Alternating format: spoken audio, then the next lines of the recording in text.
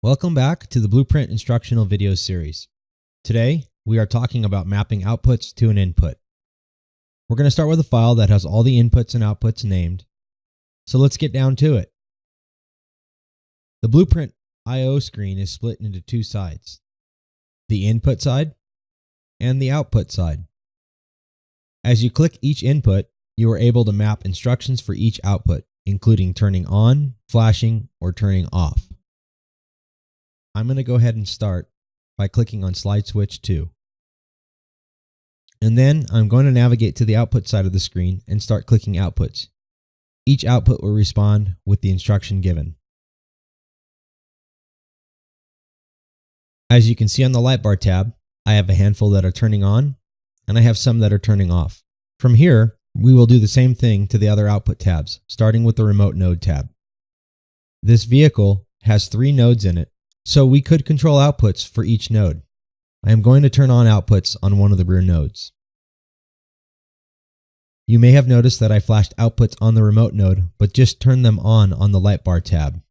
In regard to light bars, their flash rates are programmed elsewhere, so all we are going to be doing is turning them on or off. We will cover light bar programming in a further tutorial.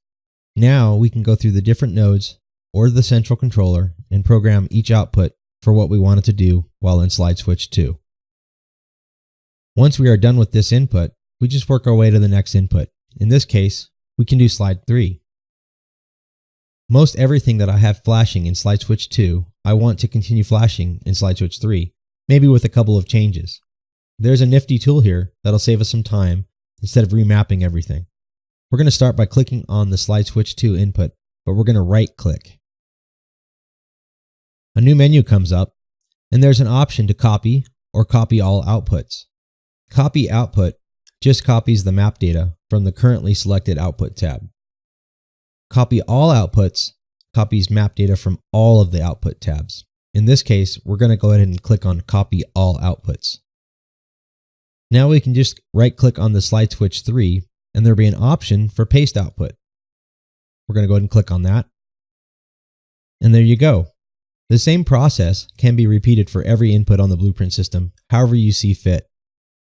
In the next lesson, we will cover when one input has priority over another.